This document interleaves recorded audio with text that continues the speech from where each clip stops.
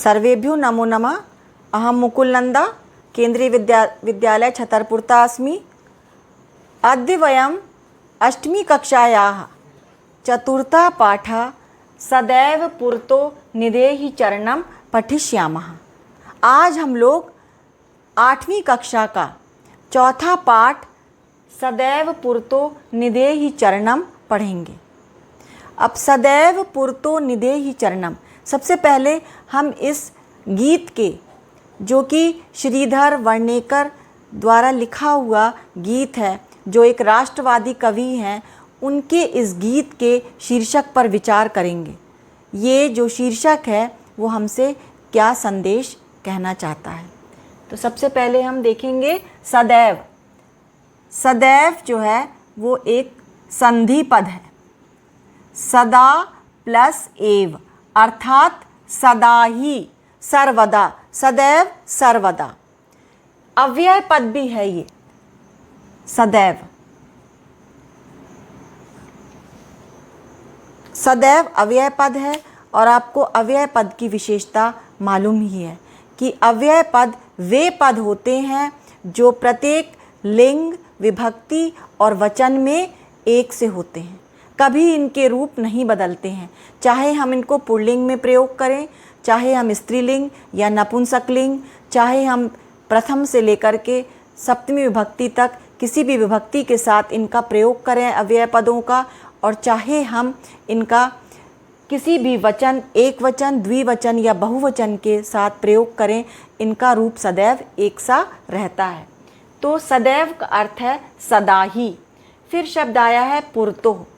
यहाँ पर विसर्ग का ओ हो गया है, क्योंकि यहाँ विसर्ग के बाद व्यंजन आया है तो यहाँ ओ हो गया है।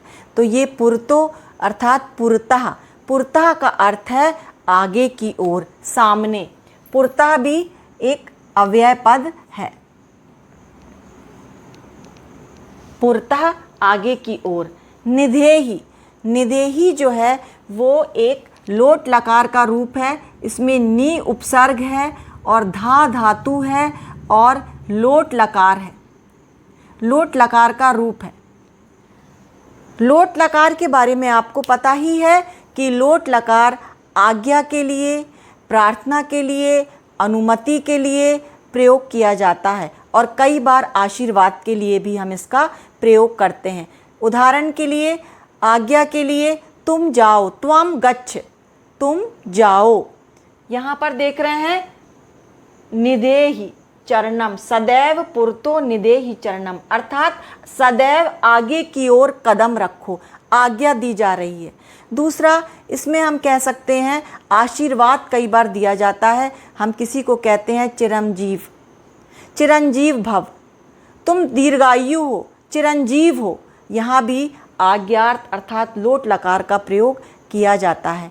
कई बार हम प्रार्थना के रूप में किसी से हम आग्रह करते हैं, हम कहते हैं उनसे हमारे घर चलिए, भवान मम गृहम आगच्छतु, आप मेरे घर आएँ, आपका निमंत्रण है, आमंत्रण है।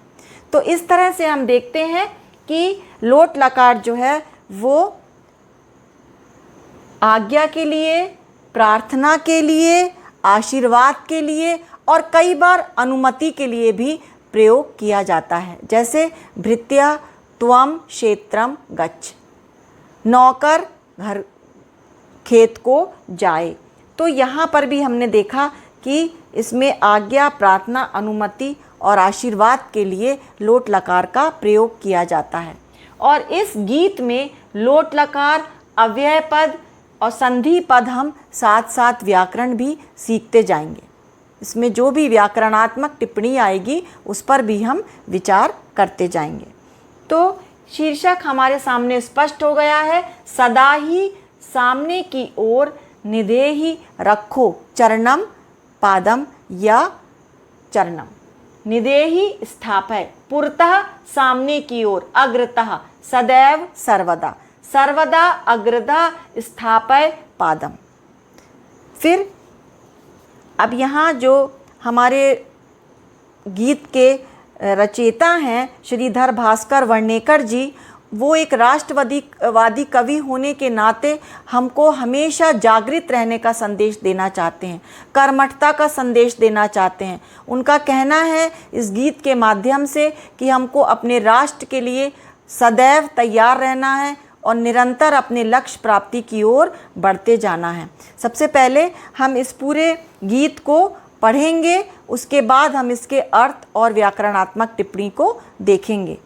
तो चल चल पुरतो निधेहि चरणम, सदैव पुरतो निधेहि चरणम, गिरिशिखरे ननु निज निकेतनम, विनैव यानम नगारोहणम, बलं स्वकीयम भवति साधनम, सदैव पुरतो निधेहि चरणम, पथि पाषाणा विषमः प्रखरा, हिंस्रा पशवः परितो घोरा, सुदुष्करं खलु यद्यपि गमनं, सदैव पुरतो निधेहि चरणम, जहि भीतिं भज भज शक्तिं, विधेहि राष्ट्रे तथा अनुरक्तिं, कुरु कुरु सततं ध्येय स्मरणं, सदैव पुरतो निधेहि चरणम। अब यहाँ पर जो कवि हैं वो हमको ये संदेश देते हैं कि हमको सदैव आगे की ओर बढ़ते चलना है। चल चल, अब यहाँ जो चल शब्द आया है या जो चल क्रिया आई है वो लोट लकार की क्रिया है।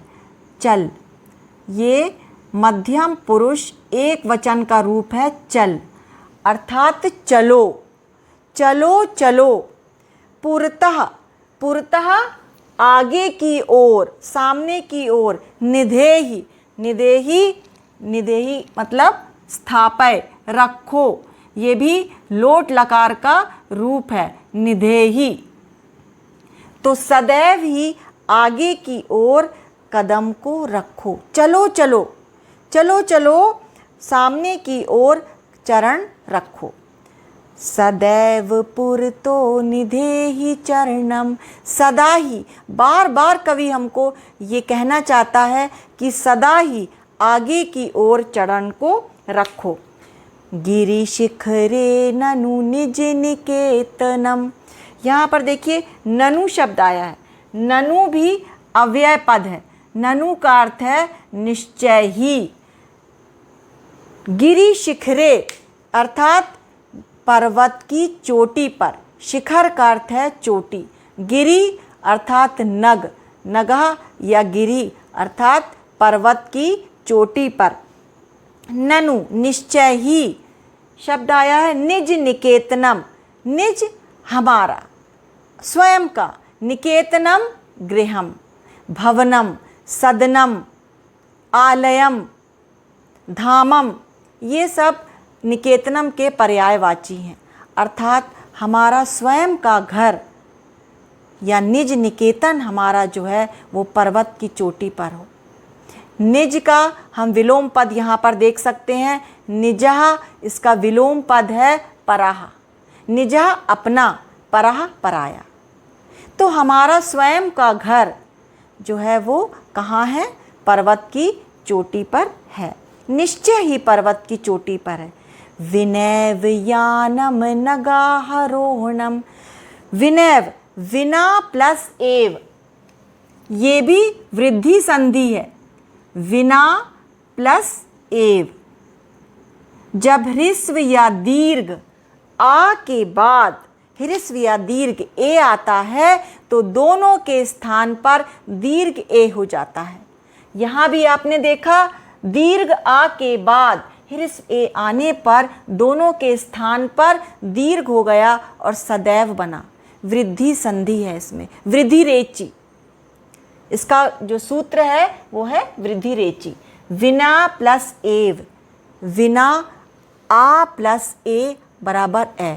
विनैव, बिना ही, बिना ही यानम, यानम का अर्थ है वाहन, साधन। विनैव जो है वो भी एक अव्यय पद है, विनैव, क्योंकि आपने देखा विना ये भी एक अव्यय पद है और एव भी अव्यय पद है। विना प्लस एव विनैव, ये अर्थात अव्यय पद है। बिना ही यानम, यानम अर्थात वाहन, बिना वाहन के, बिना साधन के नगारोहणम। यहाँ पर दीर्घ स्वर संधि है, अकः सवर्णः दीर्घः, नग प्लस आरोहणम, नगारोहणम अर्थात पर्वत पर चढ़ना। पर्वत पर चढ़ना या नग का आरोहण बिना ही किसी वाहन के, बिना ही किसी साधन के हमको करना है। बलम स्वकीयम भवति साधनम। अब यहाँ पर कवि कह रहे हैं, यहाँ लट लकार का रूप आया है भवति, होता है। क्या होता है? बलम। बलम कस्य बलम? स्वकीयम बलम, हमारा स्वयं का बल ही हमारा साधन होता है। साधन क्या है हमारा? पर्वत पर आरोहण करने का, नग पर आरोहण करने का साधन क्या है हमारा? वो है हमारा स्वयं का बल, आत्मविश्वास। यदि हमारे अंदर आत्मविश्वास है तो चाहे कितनी भी सामने हमारे समस्या आ जाए, हम कभी डरेंगे नहीं, हम सदैव आगे बढ़ेंगे। और यहाँ पर जो गिरि शिखर बोला जा रहा है, ये विघ्न बाधाओं के लिए कहा जा रहा है। पर्वत की चोटी पर हमारे स्वयं के घर से यहाँ पर जो गीतकार हैं वो ये संदेश देना चाहते हैं कि हमारा जो घर है वो अत्यंत दुष्कर परिस्थितियों में बना हुआ है और वहाँ तक हमको बिना किसी साधन के पहुँचना है। अर्थात विघ्न बाधाएं तो बहुत हैं, लेकिन हमको अपने लक्ष्य तक पहुँचना है। कैसे भी हमको अपने लक्ष्य तक पहुँचना है। सदैव पुरतो निधेहि चरणम, सदा ही हमको आगे की ओर अपने चरण को रखना है, सदा ही हमको आगे की ओर बढ़ते जाना है। फिर आया है दूसरा, हम देखेंगे यहाँ पर पद्य, पथि पाषाणा विषमः प्रखरा हिंस्रा पशवः परितो घोरा सुदुष्करं खलु यद्यपि गमनं सदैव पुरतो निधेहि चरणम। पथि, पथि जो रूप है वो सप्तमी विभक्ति का है। पथिन शब्द का सप्तमी विभक्ति में रूप बना पथि, अर्थात मार्ग में, रास्ते में। जो हमारा रास्ता है वो कैसा है? मार्ग में हमारे पाषाणा, पाषाणा अर्थात पत्थर। पत्थर कैसे हैं? विषमः, नाते समाह, समान नहीं है वे पत्थर, वो समतल नहीं है, वो स्थान कैसा है? विषम है, विषम है, उबड़ खाबड़ है। और प्रखरा, तीक्ष्ण, नुकीले, नुकीले पत्थर वहाँ हैं। मार्ग में अत्यंत नुकीले और विषम पत्थर हैं। हिंस्रा पशवः परितो घोरा, हिंसक पशु। हिंसक पशु कौन से होते हैं? जो हिंसक होते हैं, हिंसा करते हैं, अर्थात जो जीवों की हत्या करते हैं, वे पशु हिंसक होते हैं। तो हिंसक पशु परितो घोरा, चारों ओर हिंसक पशु हैं। जब हम पर्वत पर जा रहे हैं, हमारे पास कोई साधन नहीं है जाने के लिए और हमको पर्वत की चोटी पर, जहाँ पर हमारा स्वयं का घर है, वहाँ तक पहुँचना है। मार्ग में विषम और प्रखर पत्थर हैं और हिंसक पशु चारों ओर हैं। यहाँ शब्द आया है परितः। परितः का अर्थ है चारों ओर, ये भी अव्यय पद है और परितः का अर्थ है चारों ओर। चारों ओर हिंसक पशु हैं। पशु, पशु, पशवः, पशवा बहुवचन का रूप है। हिंस्राः पशवः, विशेषण, पशवा का विशेषण क्या है? यहाँ पर हिंस्रा। पशु कैसे? कीदृशः पशु? हिंस्राः पशवः, हिंसक पशु। परितो घोरः, चारों ओर है, हिंसक पशु चारों ओर हैं। सुदुष्करम खलु यद्यपि गमनम। अब यहाँ पर सु और दु दोनों ही यहाँ पर उपसर्ग आए हैं। आपको मालूम है जो उपसर्ग हैं वो किसी भी शब्द के आगे लग करके उस शब्द के अर्थ को बदल देते हैं। तो सुदुष्करम और दुष्कर का स्वयं का मतलब होता है बहुत कठिन, और जब उसमें सु उपसर्ग लग गया तो अत्यधिक कठिन, बहुत कठिन है। खलु, खलु यहाँ पर शब्द आया है जो अव्यय पद है। खलु भी अव्यय पद है। खलु का मतलब है निश्चय ही। निश्चय ही यद्यपि, यद्यपि गमनम जाना अत्यधिक कठिन है।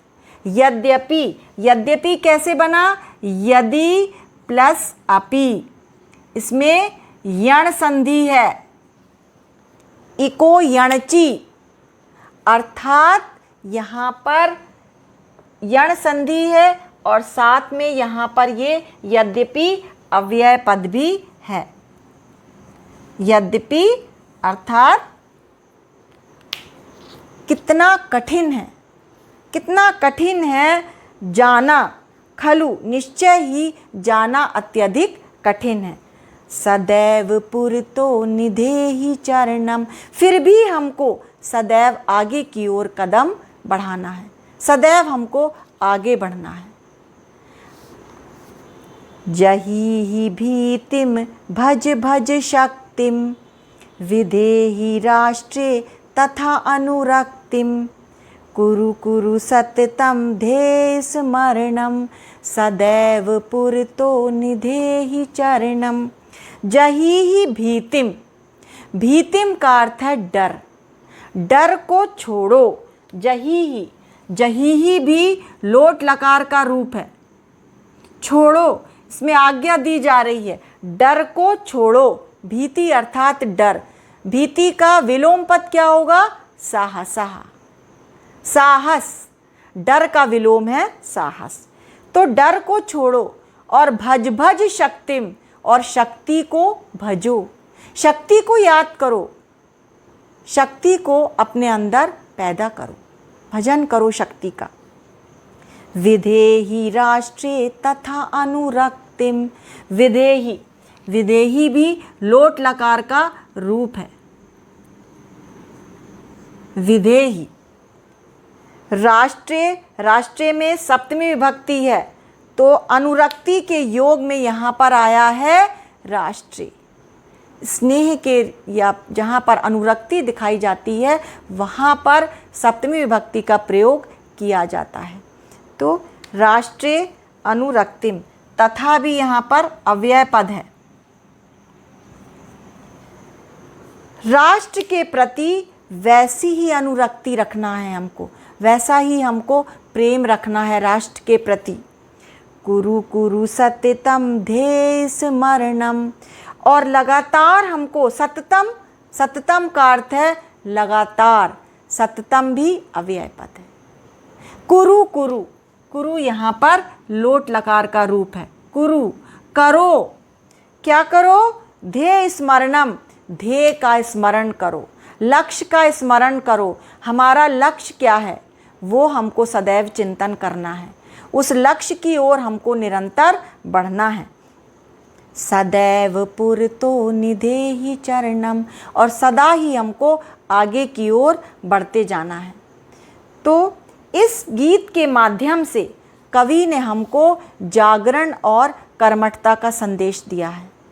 हमको अपने कर्तव्य पालन के लिए सदैव जागरूक रहना है, हमको निरंतर आगे बढ़ते जाना है, चाहे कितनी भी विषम परिस्थितियां हमारे सामने क्यों ना आ जाएं, चाहे वो एक पर्वत के समान विकट हों और चाहे वो विषम या प्रखर पत्थरों के समान हों और चाहे वो हिंसक पशुओं के समान अत्यंत भयानक हों, फिर भी हमको डर को त्याग करके हर प्रकार से अपने अंदर शक्ति को उत्पन्न करना है। क्या याद करके कि हमारी राष्ट्र के प्रति अनुरक्ति कैसी है, हमें राष्ट्र के प्रति अपने कर्तव्यों का निरंतर स्मरण करना है, उसको अपने लक्ष्य को हमेशा याद करना है। जो हमारे कर्तव्य हैं, जो हमारा लक्ष्य है, जो ध्येय है, उसकी प्राप्ति में चाहे कितनी भी विघ्न और बाधाएं क्यों ना आए, हम सदैव निरंतर आगे की ओर बढ़ते रहें। यही इसमें श्रीधर भास्कर वर्णेकर जी ने, जो कि इस गीत के प्रणेता हैं, उन्होंने हमको ये संदेश दिया है। तो हमने आज इसी पाठ में या इस गीत के द्वारा हमने अव्यय पद सीखे। सदैव, पुरतः, ननु, विनैव, परितः, खलु, यद्यपि, तथा। संधि पद देखे, सदा प्लस एव सदैव, विना प्लस एव विनैव, नग प्लस आरोहणम नगारोहणम, यदि प्लस अपि यद्यपि।